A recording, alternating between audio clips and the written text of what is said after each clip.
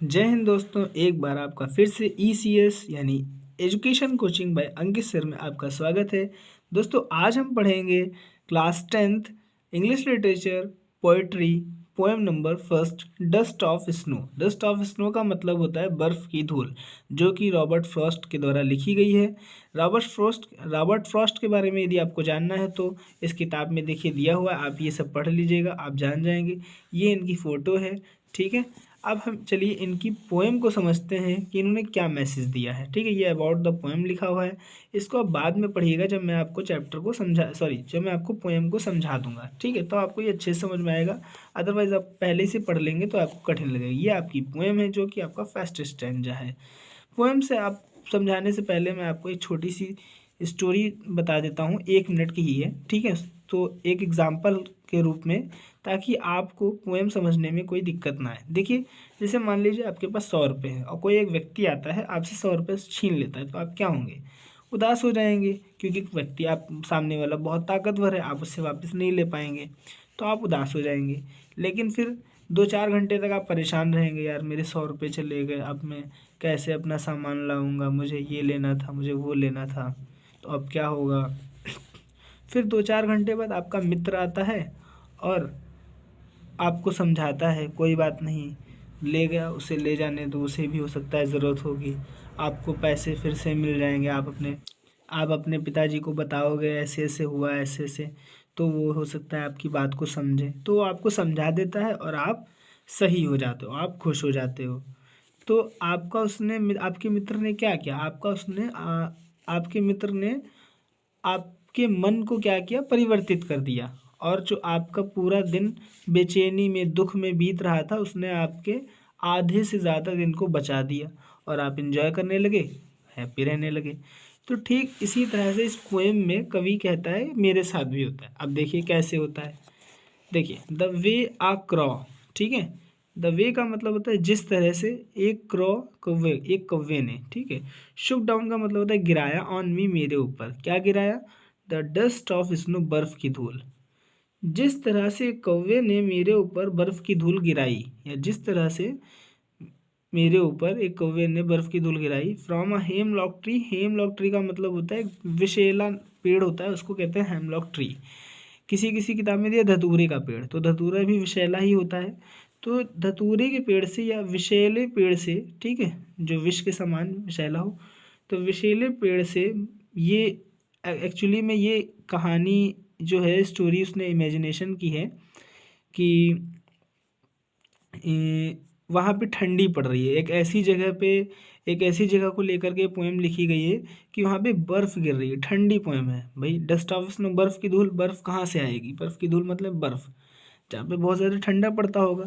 तो वहाँ पे विषैले विषैले पेड़ हैं जिनके ऊपर बर्फ़ जमी हुई है, और वहाँ पे कौवा आता है और उन पत्तियों को हिला देता है। कोई भी पक्षी वगैरह पेड़ वगैरह पर से उड़ते हैं तो उसकी पत्तियाँ 2-4 नीचे गिर जाती हैं, आपने देखा होगा ऐसा मूवियों में, ठीक है, ऐसा आपने देखा होगा। तो ऐसे ही वो कौवा क्या करता है, उस विषैले पेड़ से बर्फ़ की धूल, कवि कहता है कि हेमलॉक ट्री से बर्फ़ की धूल जिस तरह से कौवा मेरे ऊपर गिराता है। अब आगे का स्टेंजा आगे दिया हुआ है। तो जैसे ही कौवा मेरे ऊपर बर्फ़ की धूल गिराता है, हैज़ गिवन माई हार्ट, वैसे ही बदल जाता है। यहाँ पे गिवन का मतलब देना नहीं, यहाँ पे गिवन का मतलब है बदल जाना। मेरा हार्ट, मेरा हृदय, वैसे ही मेरा हृदय बदल जाता है। अ चेंज ऑफ मूड, और मेरा मूड बदल जाता है। मूड का मतलब मानसिक दशा, मनोदशा, और मेरी मनोदशा बदल जाती है। तो कवि कहता है कि जिस तरह से कौवा एक हेमलॉक ट्री से बर्फ़ की धूल मेरे ऊपर गिराता है, तो इससे क्या होता है, मेरा हृदय बदल जाता है, मेरी मनोदशा बदल जाती है। एंड सेव्ड सम पार्ट, और बचा देता है। सेव्ड का मतलब बचा देता है, सम पार्ट कुछ हिस्सा, ऑफ अ डे, उस दिन का, आई हैड र्यूड, जिसे मैंने बर्बाद कर दिया था। यानी कवि जो है किसी बात को लेकर के हो सकता है परेशान होगा, जैसे अभी मैंने आपको एग्जाम्पल पे दिया 100 रुपये आपके खो जाने का, या 1000 रुपये आपके खो जाने का। तो उसी तरह से कवि का भी कुछ नुकसान हुआ होगा किसी चीज़ को लेकर के। यहाँ पे वो चीज़ नहीं बताई गई है कि कवि किस चीज़ को लेकर के परेशान है। पोएट जो है किस चीज़ को लेकर के परेशान है। बस यहाँ पे ये दिखा दिया कि कवि पहले से ही उदास था और वो एक जंगल में एक बर्फीले इलाके में पेड़ के पास खड़ा हुआ होगा।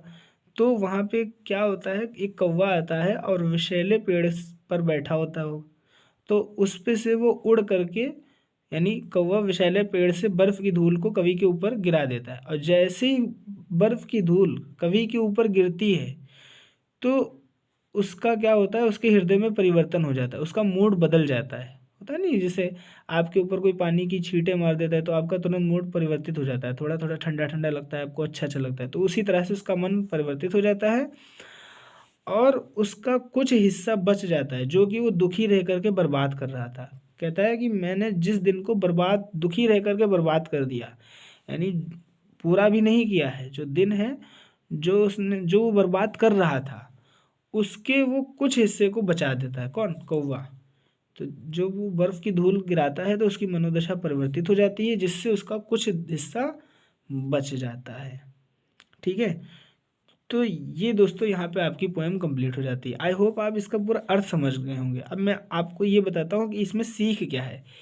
इस कविता के माध्यम से, इस पोएम के माध्यम से कवि हमें ये बताना चाहता है कि कोई भी चीज़ निगेटिव नहीं होती है। जैसे हम लोग क्या करते हैं, कुछ चीज़ों को निगेटिव मानते हैं, जैसे बिल्ली रास्ता काट जाती है तो उसको हम लोग निगेटिव मानते हैं, छी गाना हम लोग निगेटिव मानते हैं, कुछ हमारी मान्यताएं हैं। ऐसे कौवा जो है निगेटिव माना जाता है, कौवे को कोई पालता नहीं है, कोई इसको पास आने नहीं देता है, लेकिन कोयल को सब पसंद करते हैं। तो ऐसा नहीं है कि जैसे ऐसे हम लोग ट्री विश को, तो देखिए दोस्तों, सब अपनी अपनी जगह पर चीज़ें क्या होती हैं, ठीक होती हैं। कौवा अपनी जगह पे सही है, हम लोग अपनी जगह पे ट्री, जैसे आपको बता दें कि सांप के विष से ही, सांप के जहर को काटने की दवाई बनाई जाती है। ठीक है, तो विष से ही विष का इलाज होता है। तो ऐसा नहीं कि विष बहुत ख़राब है या दस्तूरा देखिए शंकर जी को चढ़ाया जाता है। ठीक है, तो हम लोग क्या करते हैं, निगेटिव चीज़ों को बहुत ज़्यादा उनकी निंदा करते हैं। तो दुनिया में कुछ भी निगेटिव नहीं है, क्योंकि सब कुछ क्या है, परमात्मा के द्वारा बनाया गया है। तो जब सब कुछ परमात्मा के द्वारा बनाया गया है तो संसार की कोई भी चीज़ निगेटिव या ख़राब नहीं है। कवि हमें ये बताना चाह रहा है। तो कौवा भी एक, देखिए यहाँ पे जैसे कौवा एक पॉजिटिव वाला काम करता है। कवि का जीवन बर्बाद हो रहा था उस दिन का, कवि का दिन बर्बाद हो रहा था, लेकिन कौवा वहाँ पे क्या करता है, करके उसके ऊपर बर्फ़ गिरा करके उसका मन परिवर्तित कर देता है। तो यहाँ पे कौवे ने क्या किया, एक पॉजिटिव काम किया। तो कौवा भी एक पॉजिटिव एनिमल या पक्षी, बर्ड हो सकता है। ठीक है, और हेमलॉक ट्री भी यहाँ पे एक पॉजिटिव कार्य कर रहा है। अगर हेमलॉक ट्री ही ना होता तो उसमें बर्फ़ नहीं होती, और फिर कौवा उसके ऊपर धूल कैसे गिराता। तो हेमलॉक ट्री और कौवा जो दोनों निगेटिव समझे जाते हैं, वो भी यहाँ पर एक पॉजिटिव की तरह ही कार्य कर रहा है। तो हम लोग जो गलत मान्यताएं बना करके बैठ जाते हैं कि ये अपशगुन होता है, ये ऐसे होता है, ऐसा कुछ नहीं होता है दोस्तों। जितने भी परमात्मा ने चीज़ें बनाई हैं दुनिया भर में, वो सब कहीं ना कहीं अपनी जगह पर जो है सेट हैं और सही हैं। आई होप दोस्तों आप इस पोएम का अर्थ और इसका मर्म दोनों समझ गए होंगे। इसकी नेक्स्ट वीडियो में मैं आपको इसकी सेंट्रल आइडिया समझाऊंगा, जो कि बोर्ड एग्ज़ाम में पूछी जाती है 4 नंबर में। ठीक है, आप इसकी 4 लाइन की पोएम याद कर लीजिएगा, क्योंकि पोएम भी आती है, क्वेश्चन आता है और पोएम आती है, दोनों में से एक करना होता है। अगर आपको क्वेश्चन आता है तो क्वेश्चन कर लीजिएगा, अदरवाइज़ आप पोएम लिख दीजिएगा, सबसे सरल है। लिख करके ज़रूर प्रैक्टिस कर लीजिएगा। आप इसको अपनी नोटबुक में नोट डाउन कर लीजिए। इसके साथ ही इसको हम यहीं पे समाप्त करते हैं। अब हम मिलेंगे नेक्स्ट वीडियो में। Thank you very much. जय हिंद।